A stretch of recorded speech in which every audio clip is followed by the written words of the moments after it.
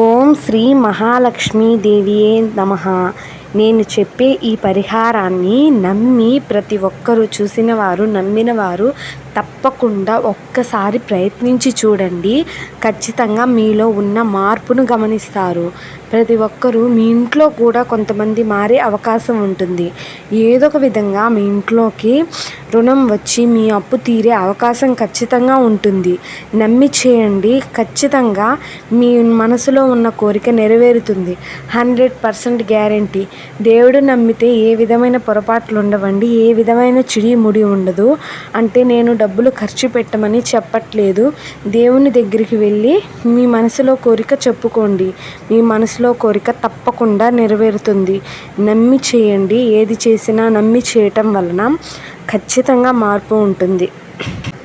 నమ్మకం అనేది చాలా ముఖ్యం. ప్రతి ఒక్కరూ దేవుణ్ణి నమ్మటం వలన ఏ విధంగానైనా ఖచ్చితంగా కలిసి వస్తుంది. మీరు చాలా అప్పుల బాధల్లో ఉంటారు కొంతమంది. అటువంటి వారికి ఈ పరిహారం చాలా బాగా ఉపయోగపడుతుంది. అప్పులు కొద్దిగా తీరుతూ వస్తాయి. ఖచ్చితంగా మార్పు జరుగుతుంది. తప్పకుండా ట్రై చేసి చూడండి. మీలో మార్పు ఖచ్చితంగా జరుగుతుంది. మీ ఇంట్లో కూడా మనుషుల్లో మార్పు గమనిస్తారు. మీరు ఒకరు చేసినా చాలండి. ఇంట్లో అంతా అందరూ చేయబడలేదు.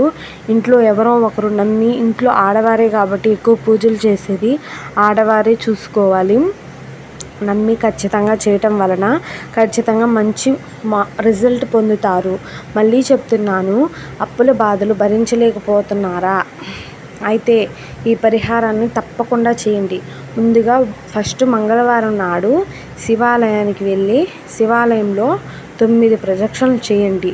ఖచ్చితంగా 9 ప్రదక్షిణలు చేసి ఈ మంత్రాన్ని జపించండి. ఆ మంత్రం ఏంటంటే ఓం రుణముక్తేశ్వర మహాదేవాయ నమః. మళ్ళీ చెప్తున్నాను, ఓం రుణ ముక్తేశ్వర మహాదేవాయ నమః. నేను స్క్రీన్ మీద కూడా చూపిస్తాను, చూసేయండి. ఓం రుణ ముక్తేశ్వర మహాదేవాయ నమః అనే మంత్రాన్ని జపిస్తూ ప్రదక్షిణలు పూర్తి చేయండి. శివయ్యను ఎలా దర్శించుకుంటారంటే నంది కొమ్ముల మధ్య నుంచి శివయ్యను చూస్తూ మన కష్టం ఆయనకి చెప్పుకోవాలండి. ఇలా చేయటం వలన ఖచ్చితంగా మంచిగా ఉంటుందండి. ఇలా 9 వారాలు చేయాలి. తరువాత మార్పు మీకే అర్థమవుతుంది. ఖచ్చితంగా మార్పు మీరే చూస్తారు. ఆయన్ని బోలాశంకరుడు అని అంటారు కాబట్టి బోలాశంకరుడు తప్పకుండా మీ బాధలు తీరుస్తాడు. ఖచ్చితంగా నమ్మి చేయండి. ఒక్కసారి ప్రయత్నించి చూడండి. మీరే మార్పును గమనిస్తారు. మళ్ళీ చెప్తున్నాను, మంగళవారం నాడు శివాలయానికి వెళ్ళి శివాలయంలో 9 ప్రదక్షిణలు చేస్తూ ఓం రుణముక్తేశ్వర మహాదేవాయ నమః. మళ్ళీ చెప్తున్నాను, ఓం రుణముక్తేశ్వర మహాదేవాయ నమః అని జపిస్తూ ప్రదక్షిణలు పూర్తి చేసి శివయ్యను నంది కొమ్ముల మధ్య నుంచి నంది ఉంటుంది కదా, నంది కొమ్ముల మధ్య నుంచి చూస్తూ దర్శించుకోండి. నంది చూసి శివయ్యను మనసులో ఉన్న కోరికను కష్టం ఆయనకు చెప్పుకోవాలి. ఇలా 9 వారాలు చేయాలి. ఇలా చేయటం వలన ఖచ్చితంగా మార్పు ఉంటుంది. ఒక్కసారి ట్రై చేసి చూడండి. మీరు ఎన్నో బాధలు పడుతున్నా ఖచ్చితంగా ఈ మంగళవారం రోజు ఇలా చేయటం వలన శివుని అనుగ్రహం కలుగుతుంది. శివయ్య అనుగ్రహం కలిగితే తప్పకుండా ఏ కోరికైనా నెరవేరుతుందని మన శాస్త్రం చెబుతుంది.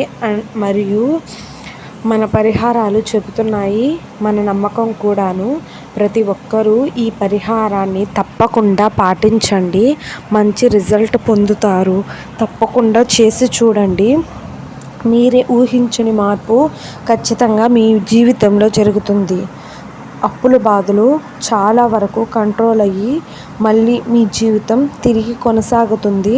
నమ్మకంతో చేయండి. ప్రతి ఒక్కరూ నమ్మకంతో చేయండి. నమ్మకంతో చేయకపోతే ఏది జరగదు. ఖచ్చితంగా నమ్మకంతో చేసి చూడండి. ప్రతిదీ మీ గెలుపుకి, మీ గౌరవానికి ప్రతిదీ ముందడుగు వేస్తుంది. అలాగే శివునికి ప్రదక్షిణలు చేస్తూ ఈ మంత్రాన్ని తప్పకుండా జపించండి. అస్సలు మర్చిపోవద్దు. నేను స్క్రీన్ మీద కూడా ఇస్తాను. తప్పకుండా ఒకసారి ట్రై చేసి చూడండి. మంచి రిజల్ట్ పొందుతారు. Thank you.